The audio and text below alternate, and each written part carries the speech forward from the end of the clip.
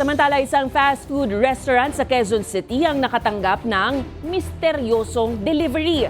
Nakalaunay na pag-alamang illegal na droga pala ang laman. Habang arestado naman ang dalawang lalaki sa Caloocan matapos mahulihan ng mahigit 4 na milyong pisong halaga ng marijuana. Narito ang ating balitang A to Z.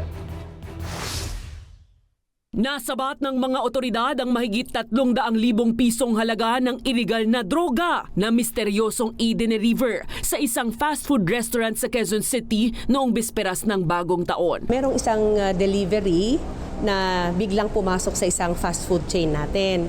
Pagkatapos may hawak na box, biglang iniwan, natapat naman na sa manager niya, iniwan at sinabi na, "Ma'am, iiwan ko ito, meron po tatawag sa inyo na kukuha." Duda agad ang manager ng restaurant dahil dali-daling umalis ang nag-deliver.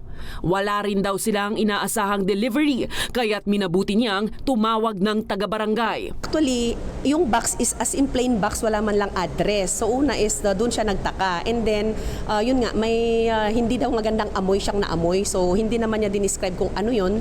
Basta kakaiba daw yung amoy. Trinay nilang i-open yung box. At yun nga, nakita nila na mukhang marijuana yung laman. Nang malaman na iligal na droga ang laman ng box, agad na inabangan ng mga pulis ang may-ari ng parcel na personal na pinik up ang delivery sa restaurant. Nakumpiska sa kanya ang aabot sa 223 gramo ng kush. Pasensya na po kayo, no comment po ako dyan. Pero sir, kayo kumuha ng box? No comment po ako dyan sir, sa ano lang po, sa husgado na lang po ako magsasalita. Nakakulong na ang suspect sa Kamuning Police Station kung saan nasampahan na rin siya ng kaso.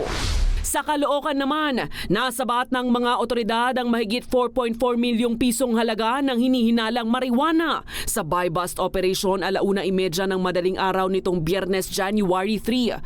Ayon sa pulisya, nagpanggap na buyer ang isa sa kanilang tauhan at doon na nahuli sa pagbebenta ang 27 anyos na lalaki na target ng operasyon. Arestado rin ang kanyang 21 anyos na kaibigan.